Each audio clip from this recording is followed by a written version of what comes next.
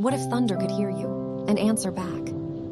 In the small village of Ashanti, nestled between rolling hills and ancient baobab trees, there lived a boy who made the elders whisper behind closed doors. His name was Kwame, and at 12 years old, he was already marked as different. Not because of how he looked, with his bright eyes and gentle smile, but because of what happened whenever storms rolled across the African sky.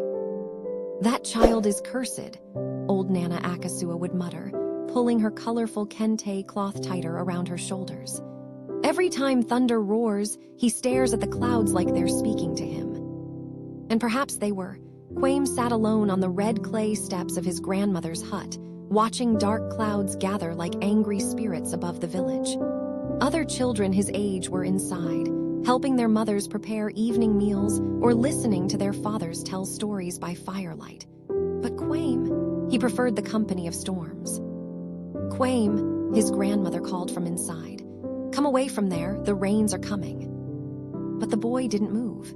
His eyes remained fixed on the churning sky, where lightning danced between the clouds like silver serpents. The wind picked up, carrying the scent of approaching rain and something else, something electric that made the hair on his arms stand up. Then it happened.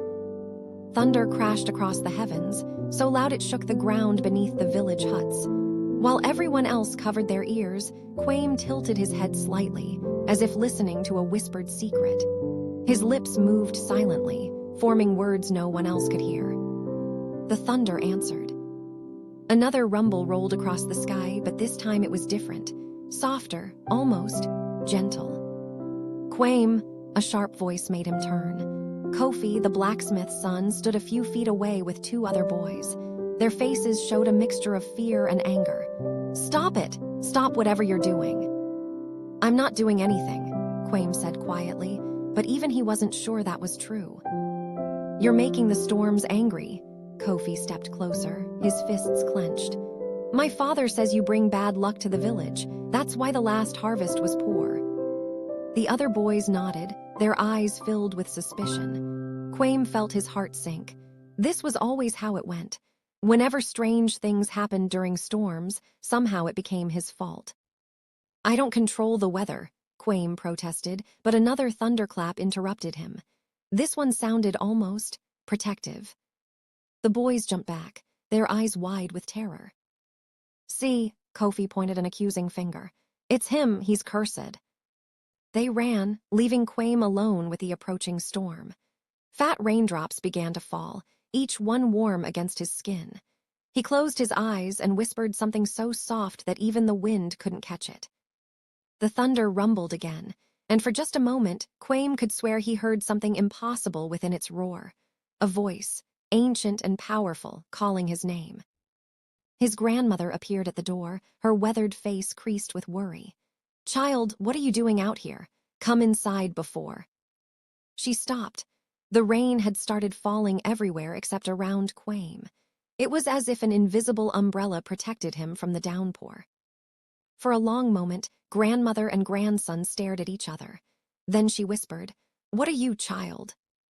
Kwame looked up at the storm-darkened sky, where lightning continued to flash. "I don't know, grandmother, but I think something is trying to tell me." Above them, thunder rolled across the heavens like ancient drums, carrying secrets that only one small boy in all the world could hear. 3 days passed since the strange rain that wouldn't touch Kwame. The village buzzed with whispered conversations. Some called it a miracle. Others whispered darker words, witchcraft, evil spirits, curses passed down through generations. Kwame tried to ignore the stares and pointing fingers. He helped his grandmother tend their small garden, fetched water from the well, and did his chores like any other boy. But inside, questions burned like hot coals in his chest. Who was he really, and why did the storm seem to know him? On the 4th night, his answer came. Kwame lay on his sleeping mat, listening to his grandmother's gentle snoring when the first rumble of thunder rolled across the sky. But this wasn't the distant sound of a passing storm. This was different, deliberate, rhythmic, like someone knocking on a door. He slipped outside into the warm night air. Above, clouds swirled in patterns that seemed almost purposeful. Lightning flickered, not the violent flashes he'd seen before, but gentle pulses of light that painted the sky in soft silver. "I know you can hear me," Kwame whispered to the sky. "I've always felt you listening, but I don't understand why." The thunder that answered was soft, almost like a parent's voice calling a child home. And within that rumble, Kwame heard something that made his heart race with wonder and terror. Words. "Kwame, child of two worlds, we have waited for you to be ready." The boy stumbled backward, his eyes wide. Who are you?" "I am Amadioha, spirit of thunder, keeper of justice, guardian of the skis. Your ancestors knew me well. They called upon me in times of great need." Kwame's legs felt weak. He sat heavily on the ground, staring up at the swirling clouds. "But why me? I'm just a village boy, I'm nobody special." Lightning pulsed gently, and when the thunder spoke again, there was something like laughter in its voice. "Nobody special? Child, your grandmother's grandmother was a storm caller. Your blood carries the ancient gift, passed down through generations, waiting for one worthy enough to wield it." "Storm caller," Kwame's voice cracked. "You mean I can control the weather?" "Control? No, young one. The storms are not slaves to be controlled. But you can speak with them, guide them, ask them for help when the need is great. This is your gift and your burden." A cool wind swept through the village, carrying the scent of distant rain. Kwame shivered, but not from cold. What if I don't want this gift? What if I just want to be normal? The thunder was quiet for so long that Kwame wondered if Amadioha had left. Then, softly, "The drought comes, little storm speaker. Your people will suffer. Crops will die, children will cry for water that will not come. Will you stand by and watch when you have the power to help?" Images flashed in Kwame's mind. Withered corn stalks, empty wells, mothers weeping over sick children. His heart clenched. How do I know I won't make things worse? What if I call too much rain? What if I flood the village? Your heart will guide you as it guided your ancestors. But remember this above all, the gift must never be used in anger, never for revenge, never for selfish gain. The storms respond to your emotions, Kwame. If your heart is pure, they will be gentle. If your heart is dark. Another rumble, this one carrying a warning that made Kwame's skin crawl. Choose wisely, storm speaker. Great power brings great responsibility. The clouds began to drift away, taking the gentle lightning with them. Kwame stood alone in his grandmother's garden, forever changed. He looked down at his hands, wondering what kind of power flowed through his veins. In the distance, real thunder rolled, ordinary, natural, beautiful. But now he knew it wasn't ordinary at all. Nothing would ever be ordinary again. 2 weeks later, Amadioha's warning came true.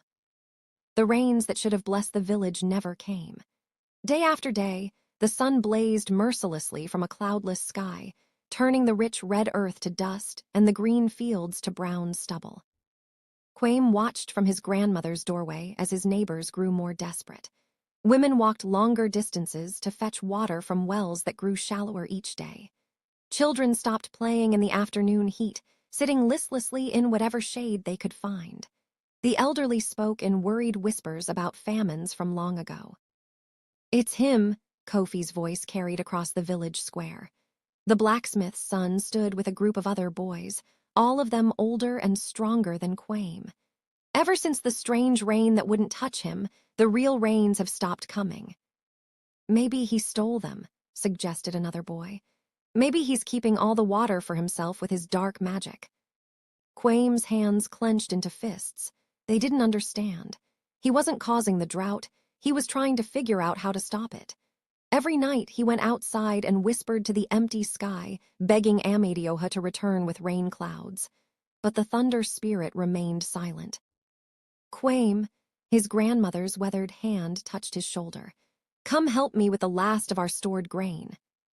As they worked together in the dim storage hut, she spoke quietly. "The elders are meeting tonight, there, concerned about the drought." "They blame me, don't they?"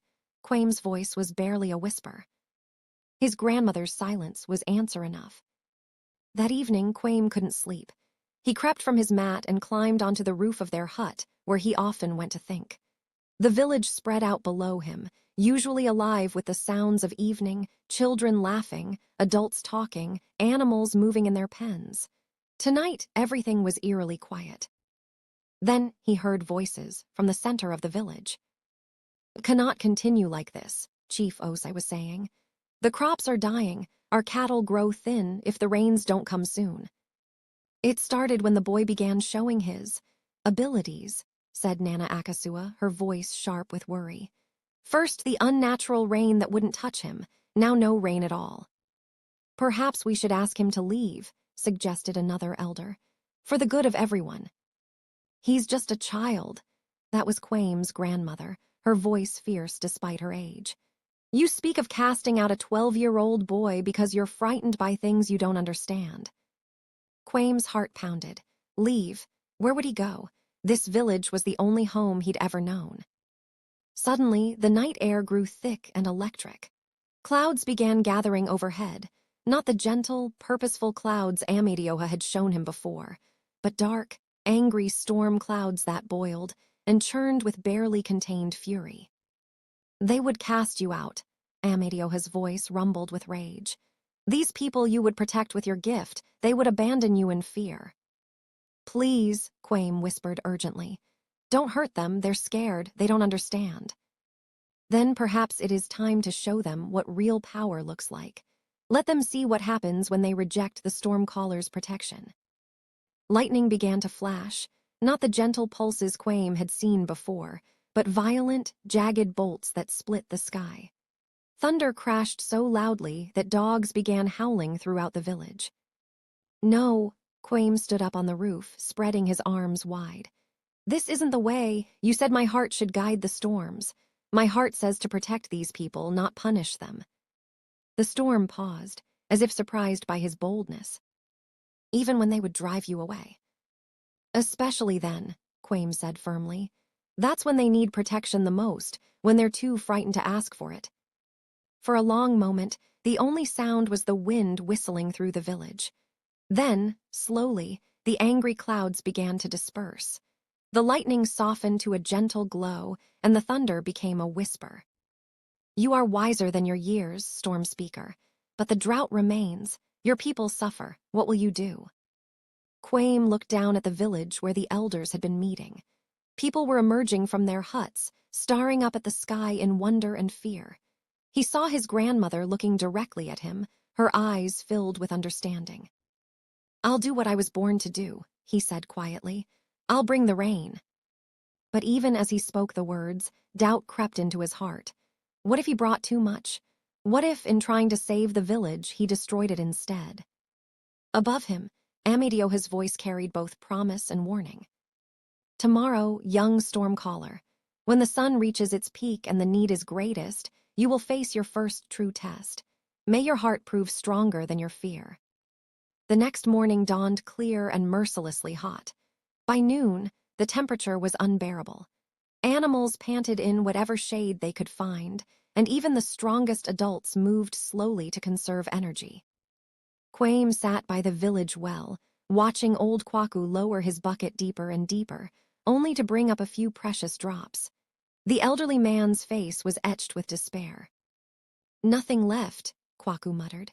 40 years I've drawn water from this well, and it's never run dry. Never." Around the well, mothers gathered with empty clay pots, their children clinging to their colorful wraps. Some of the littlest ones were crying, not the loud wails of healthy bobbies, but weak, tired whimpers that cut through Kwame's heart like a knife. "Something must be done," whispered Amma, a young mother holding a baby who looked far too thin. "The children!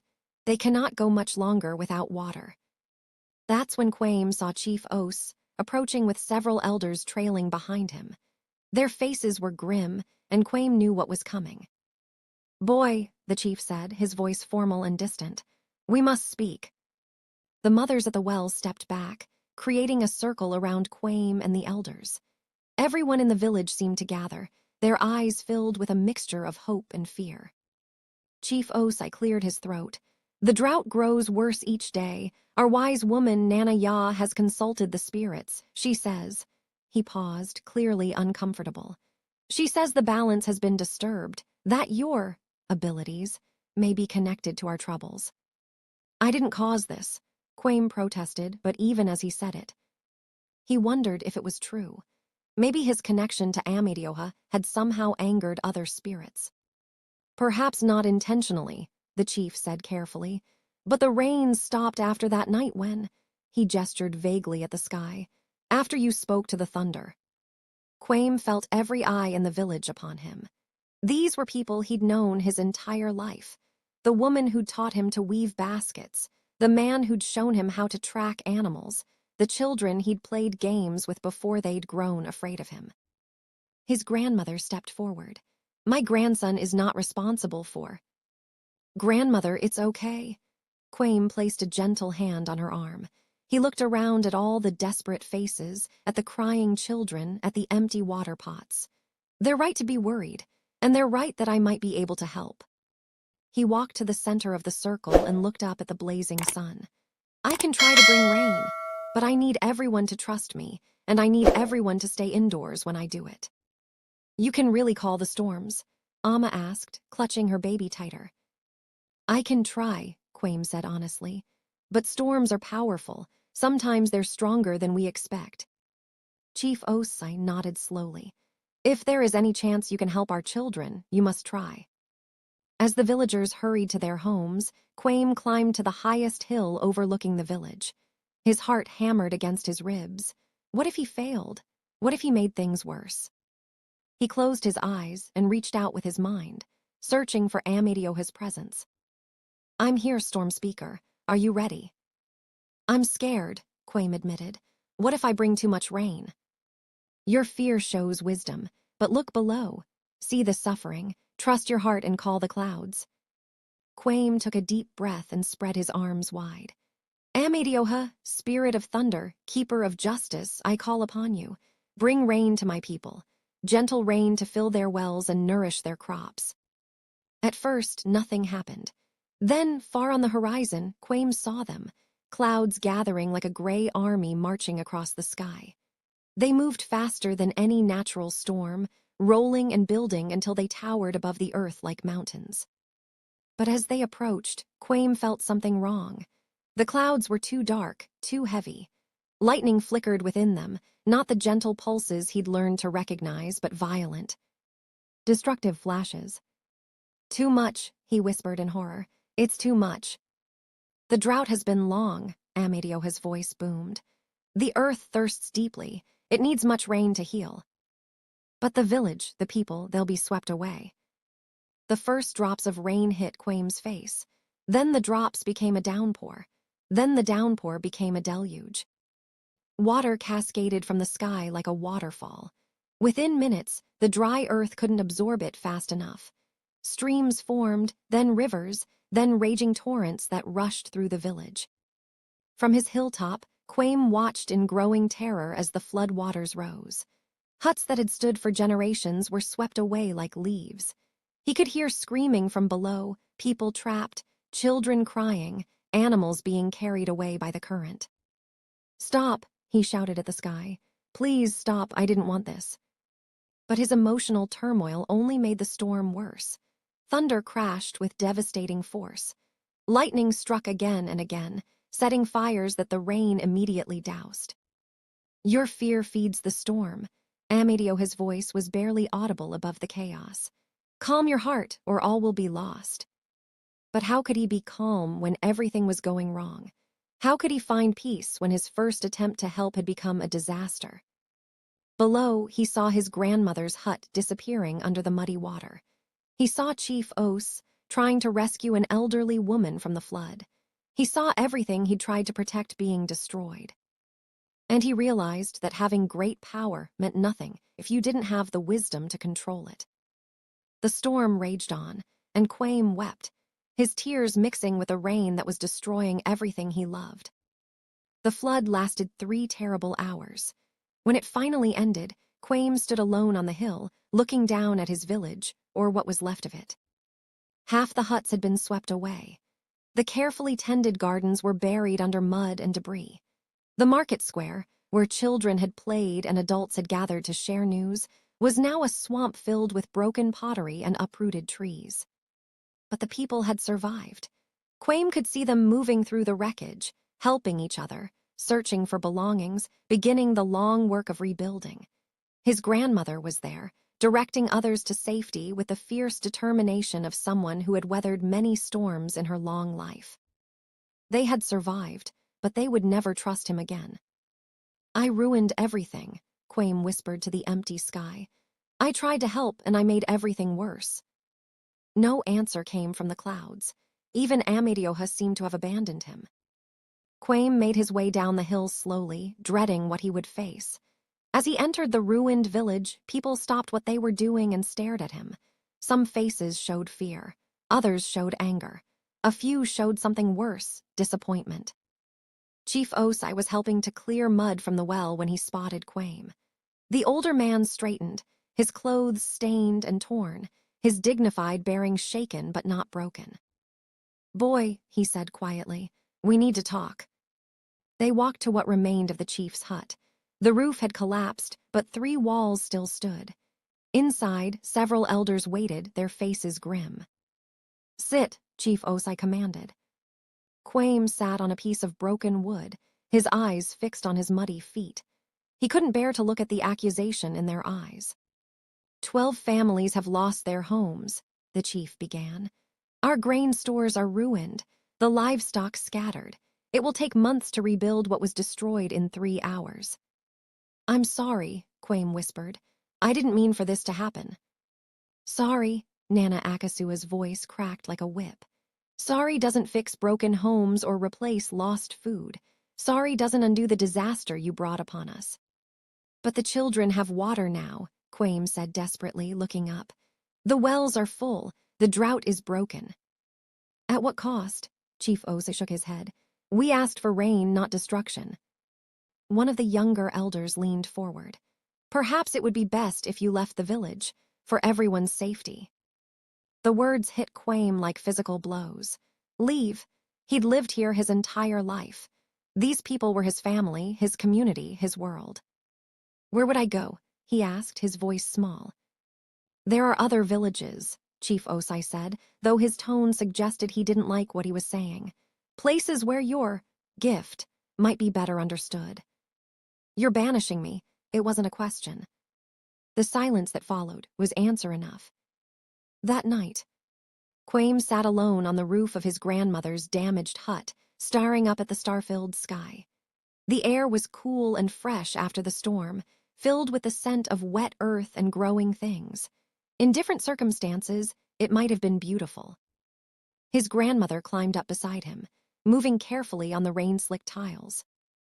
"The elders have made their decision," she said softly. "I know," Kwame's voice was hollow. "They want me gone by morning." "They're afraid, child. Fear makes people do things they might regret later." "Maybe they're right to be afraid. Look what I did with my gift. I tried to help, and I nearly destroyed everything." His grandmother was quiet for a long time. When she spoke, her voice carried the wisdom of many years. "Your great-great-grandmother was a storm caller too, you know. I heard the stories when I was young. She made mistakes as well, big ones, but she learned from them." "What happened to her?" "She found her balance, learned to listen not just to the thunder spirit, but to her own heart, learned the difference between power and wisdom." As if summoned by their conversation, clouds began to gather overhead. But these were different from the angry storm clouds of that afternoon. These were gentle, silver-edged, beautiful. Thunder rumbled softly, and Kwame heard Amedioha's voice, sadder now, more patient. "You are learning, Storm Speaker. Today you learned that good intentions without wisdom can cause great harm." "I failed," Kwame said bitterly. "I wanted to help my people, and instead I hurt them." "Failure is a teacher if you let it be. Tell me, what will you do now?" Kwame looked down at the village where people were still working by lamplight to clear away the debris. His people, even if they no longer wanted him among them. "I'll leave like they asked, but first," He stood up, decision crystallizing in his heart. First, I'll try to fix what I broke. And how will you do that? Not with grand gestures or powerful storms, with small acts of service, with patience, with humility. Now you begin to understand true strength. The next morning, instead of packing to leave, Kwame began working. He helped clear mud from the well. He gathered scattered belongings. He assisted in repairing damaged huts. He worked quietly, without calling attention to himself, asking for nothing in return. When people questioned what he was doing, he simply said, "I broke it. I should help fix it." Some villagers accepted his help gratefully. Others remained suspicious. But slowly, day by day, attitudes began to change. Chief Ose found him one evening, working alone to rebuild a collapsed wall. "The council has been talking," the chief said carefully. Perhaps banishment was too harsh. Perhaps what you need is not exile but guidance." Kwame looked up from his work, hope flickering in his chest. "If you stay," Chief Osai continued, "you must promise never again to use your gift without consulting the elders. You must learn control before power." "I promise," Kwame said immediately. "I want to help people, not hurt them." The chief nodded slowly. "Then you may stay, but remember, trust once broken is not easily rebuilt." That night, as Kwame lay on his sleeping mat, exhausted but hopeful, thunder rolled gently across the sky. "You have chosen wisely, young Stormcaller. True strength lies not in the power to command storms, but in the wisdom to know when not to use that power." "I understand now," Kwame whispered. "The gift isn't about controlling the weather. It's about serving others with humility and wisdom." "Yes, and perhaps one day, when you have truly learned these lessons, your people will not just accept your gift, they will celebrate it." Far in the distance, gentle rain began to fall on other villages, other fields, other people in need. But this time, the rain came slowly, steadily, exactly as much as was needed and no more. The Stormcaller was learning. If you enjoyed this heartwarming story about responsibility and growing up, don't forget to like this video and subscribe for more amazing African stories that teach us about courage, wisdom, and the power of doing what's right.